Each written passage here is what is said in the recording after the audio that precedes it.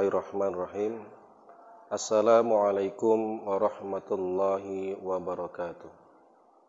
Alhamdulillah wa ni'matillah, la haula wa la quwata illa billah. Asyhadu an la ilaha illallah wa asyhadu anna Muhammadan abduhu wa rasuluh. Allahumma salli ala sayyidina Muhammad wa ala ali sayyidina Muhammad, amma ba'du. Pemirsa NU Ransa dimanapun berada yang dirahmati Allah Subhanahu wa ta'ala.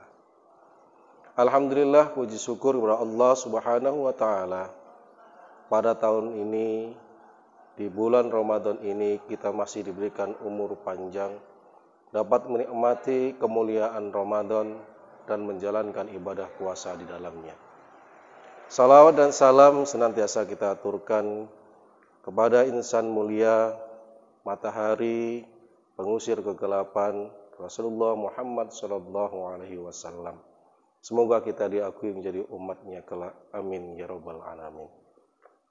Pemirsa NU Ransa dimanapun berada, di awal-awal datangnya bulan Ramadan hingga puasa hari ini, ada salah satu bahan pokok yang sangat populer di tengah masyarakat kita, yang karena kelangkaannya dan harganya yang melonjak, yaitu minyak goreng. Untuk mendapatkannya, sebagian dari kita rela antri berjam-jam di tengah terik matahari dengan stok terbatas dan mengeluarkan biaya yang tidak sedikit. Itu dilakukan semata-mata demi untuk memenuhi kebutuhan jasmani kita, agar jasmani kita sehat dan kuat. Pemirsa NU Ransa yang dirahmati Allah Subhanahu wa ta'ala. Jikalau untuk memenuhi kebutuhan jasmani kita rela mengorbankan waktu kita, tenaga kita, pikiran kita, bahkan harta kita yang tidak sedikit. Lalu bagaimanakah perlakuan kita terhadap rohani kita? Apakah kita juga melakukan hal yang sama untuk memenuhi kebutuhan rohani kita? Jikalau tidak, maka jangan heran manakala jasmani kita terlihat sehat, tetapi rohani kita lemah dan sakit. Sehingga ketika mendapatkan ujian dari Allah, perintah dari Allah, kita lemah dan enggan untuk melaksanakannya.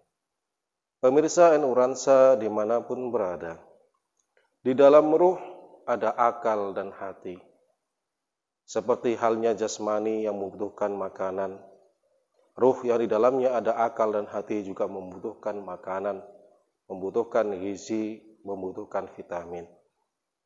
Makanannya akal adalah ilmu pengetahuan, ilmu syariat yang menjadikan seorang paham dan mau melaksanakan perintah-perintah Allah. Sedangkan makanannya hati adalah zikir kepada Allah Subhanahu wa ta'ala. Dengan zikir hati menjadi tenang dan akan semakin dekat kepada Allah Subhanahu wa ta'ala. Pemirsa NU Ransa yang dirahmati Allah Subhanahu wa ta'ala. Ibnu Qayyim menjelaskan manfaat atau faidah dari berzikir. Di antara manfaat dan faidah berzikir kepada Allah Subhanahu wa ta'ala adalah menjadikan hilangnya kesusahan, hilangnya kesedihan, mendatangkan kegembiraan, mendatangkan kebahagiaan, dan hidupnya hati yang telah mati.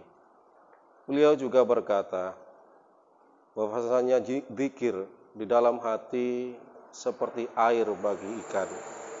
Ikan akan mati tanpa air, begitu pula hati muslim, hati manusia akan mati manakala jarang diisi dengan zikir, mengingat Allah Subhanahu wa ta'ala. Hal itu sejalan dengan firman Allah Subhanahu wa ta'ala. Bismillahirrahmanirrahim. Alladzina amanu wa tatma'innu qulubuhum bi dzikrillah. Ala bi dzikrillahi tatma'innul qulub. Orang-orang yang beriman dan hati mereka tenang dengan berzikir. Ingat, hanya dengan berzikir hati akan menjadi tenang. Pemirsa NU Ransa yang dirahmati Allah Subhanahu wa taala. Ramadan adalah momentum, waktu yang paling tepat bagi kita untuk menabung sebanyak-banyaknya pahala sekaligus mengisi ruh kita dengan makanan-makanan yang bergizi, yang bervitamin, berupa ilmu dan zikir. Dengan demikian, insya Allah jasmani kita sehat, ruhani kita juga sehat. Ramadan juga waktu yang paling tepat bagi kita untuk merenungkan, memupuk iman kita yang kering, gersang oleh rendahnya ghirah atau semangat dalam memenuhi kebutuhan rohani kita, bukan cuma semangat memenuhi kebutuhan jasmani kita.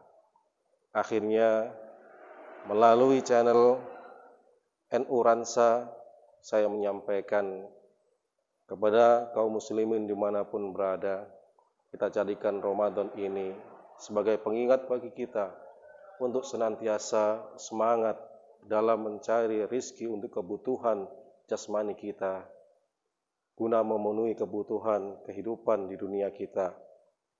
Juga semangat dalam mencari rizki untuk memenuhi kebutuhan akhirat kita, mengisi ruh kita dengan makanan-makanan bergizi, dengan ilmu dan akal, sehingga kita menjadi muslim-muslim yang selamat, muslim-muslim yang dapat seimbang dalam mengarungi kehidupan di dunia ini, sehingga kelak kita menjadi orang-orang yang beruntung kembali di surganya Allah Subhanahu wa taala. Akhirnya saya ucapkan selamat menjalankan ibadah puasa bagi seluruh muslim dimanapun berada, dan saya mohon maaf yang sebesar-besarnya apabila dari apa yang saya sampaikan kurang berkenan di hati pemirsa pada umumnya. Akhirul kalam, wallahul muwafiq ila aqwamit thoriq. Astaghfirullahaladzim. Innallaha ghafurur rahim. Wassalamualaikum warahmatullahi wabarakatuh.